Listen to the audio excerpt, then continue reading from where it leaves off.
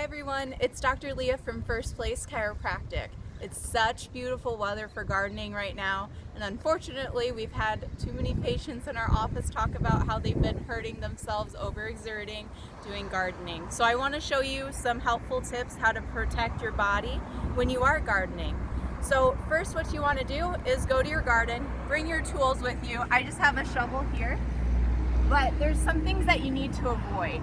So mainly, don't bend your knees like this. That's bad for your knees. It's going to create problems.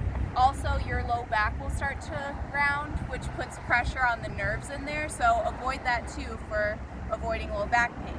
You'll want to get on your knees just like this. Now, when you're using a tool like a shovel, make sure that you're not reaching forward. That puts pressure on the neck right there. So keep your chin locked and work right in front of you. If you need to work further away, you need to move your body. So stand up, get back down, and work right in this space here. You shouldn't be reaching. That's also bad for your back in that situation too. And also, if you're standing and working on projects further away, make sure you're not bending at the low back either and reaching down that way. Use good body mechanics. You can bend your knees slightly and reach forward like this, keeping your spine in neutral alignment.